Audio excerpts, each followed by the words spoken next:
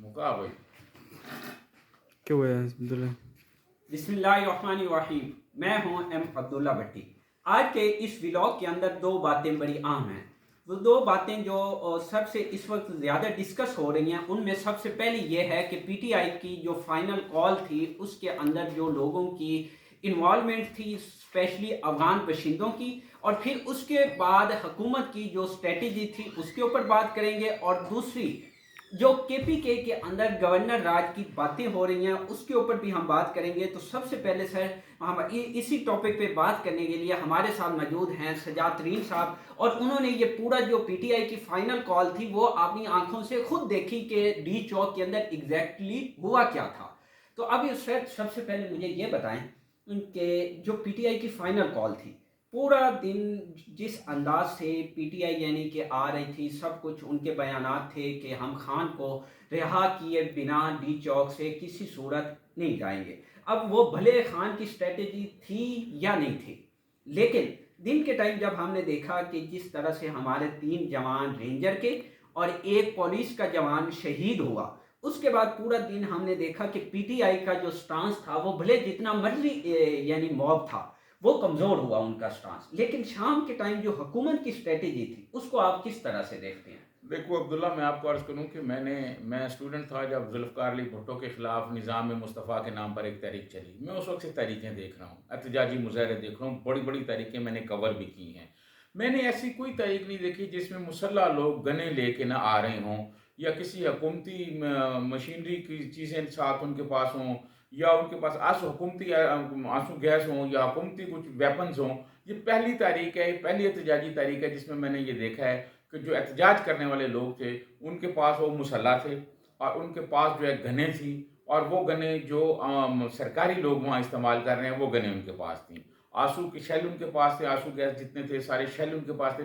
वो शेल जो थे वो थे जो केपी गवर्नमेंट को दिए गए थे एहतजाजी मुजाहरों के लिए। वो हुकूमती वसाइल इस्तेमाल कर रहे थे, और बहुत ज़्यादा नुकसान हुआ है। वजारत ख़जाना ने कहा है कि 190 अरब रुपये का रोज़ नुकसान हुआ है। और फिर जो उनका अंदाज था, देखें ये पॉलिटिकल। जो 190 की बात आप कर रहे हैं, ये डिबेट से हट के टॉपिक बन तो रहा है, लेकिन आपने ये पॉइंट चूंकि हाईलाइट किया। अब सवाल ये है कि वो 190 का जो नुकसान हो रहा था उसका जिम्मेदार आप क्या सिर्फ पीटीआई को समझते हैं? मेरी नज़र में जो हुकूमत का प्लान था कि बिफोर लॉकडाउन लगा देना सब कुछ, क्या ये एक मौसर हिकमत अमली थी हुकूमत के पास? क्या देखिए यही प्लान था कि पीटीआई को कंट्रोल करने का? देखिए, मैं आपको अर्ज़ करूँ अब्दुल्ला, रियासत जो होती है ना, रियासत कोशिश करती है कि अपने लोगों का कोई ज़्यादा फायरिंग ना की जाए, कोई उनको शेल ना मारे जाएँ, कोई उनको ज़ख्मी ना किया जाए। रियासत की हमेशा ये कोशिश होती है, वरना रियासत के लिए तो खैराबाद ही था कि अटक पुल पे इनको भगा दिए जाते फायरिंग बिल्कुल करके ठीक। ना। उन्होंने नहीं की, उन्होंने बड़ा दिल का मुज़ाहरा किया। रियासत ने कहा संजानी आ जाएँ, पहले संजानी बात हुई,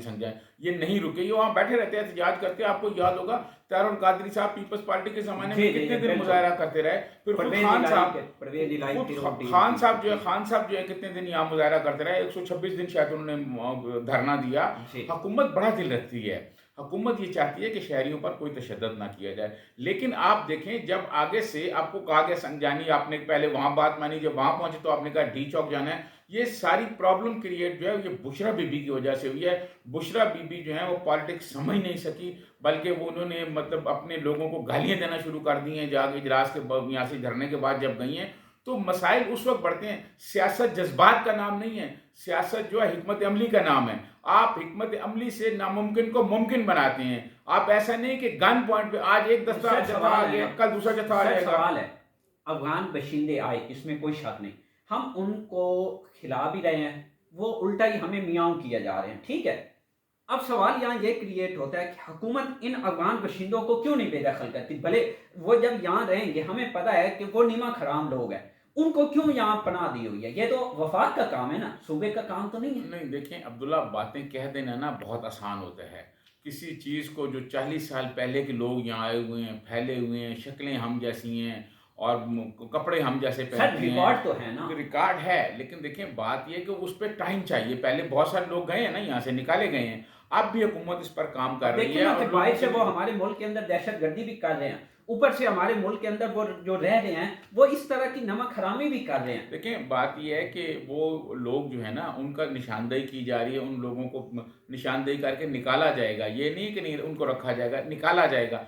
لیکن دیکھیں کسی پولیٹیکل پارٹی کو اب بڑے بڑے احتجاج ہوئے ہیں، میں نے آپ کو بتایا نا، کسی میں ایسا نہیں ہوا کہ انہوں نے کہا جو انڈیا کے لوگ آ جائیں، افغانستان کے لوگ آ جائیں. ایسے لوگوں کو پولیٹیکل پارٹیوں کا بھی خیال کرنا چاہیے کہ ان کو یہ کہنا چاہیے کہ ہماری ریلی میں، ہمارے احتجاج میں، ہمارے مظاہرے میں کوئی غیر ملکی افغانی شامل نہ ہو.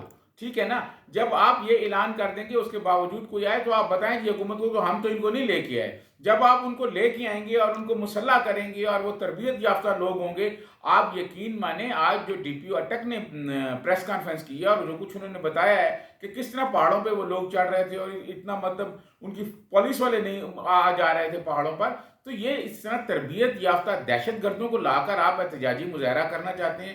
آپ کو مطلب گوریلا وار لڑ رہے ہیں یا آپ احتجاج کر رہے ہیں.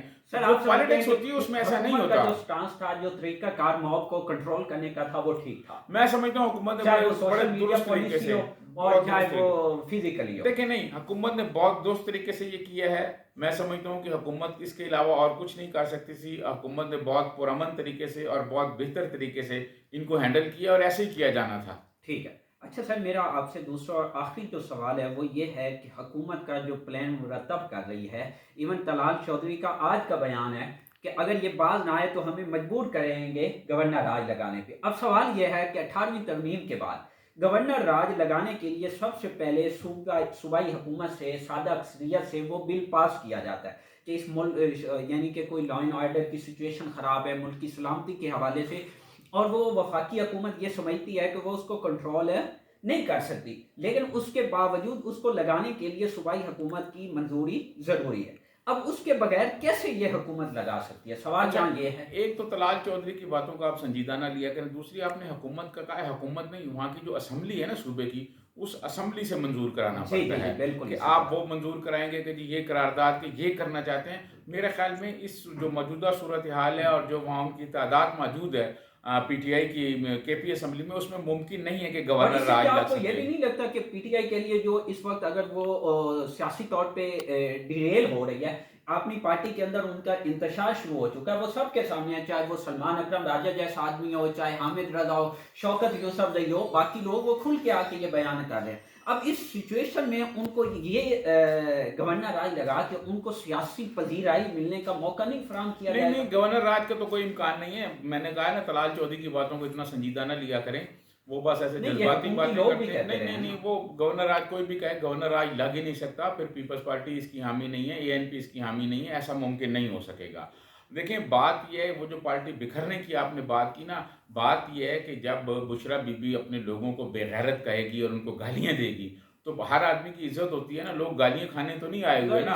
لوگ تو مطلب ملک میں تبدیلی کی بات کرتے ہیں کہ نظام تبدیل ہو، سہولتیں ہوں، استحصال ختم ہو. یہ تھوڑا ہے کہ آپ ان کو گالیاں دیں تو وہ آپ کے ساتھ رہیں گے، تو ایسا نہیں ہوگا. اور مجھے لگ رہا ہے کہ آنے والے مہینوں میں، آنے والے ہفتوں میں کہ پی ٹی آئی میں گروپنگ ہو گئی ہے. ایک تو جنوبی پنجاب کا مخدوم ہے، وہ جانے والا ہے. کچھ اور لوگ ہیں وہ پی ٹی آئی کو اب خدا حافظ کہنے والے ہیں. مخدوم کی آپ بات کر رہے ہیں، اس کے دونوں بچے اس احتجاج کے اندر اس طرح سے فرنٹ پہ آئے ہی نہیں ہیں، اور اس کے ایک جو بیٹا ہے نا، اس کے حوالے سے تو 26ویں آئینی ترمیم پہ بھی وہ باتیں ہوئی تھی نا.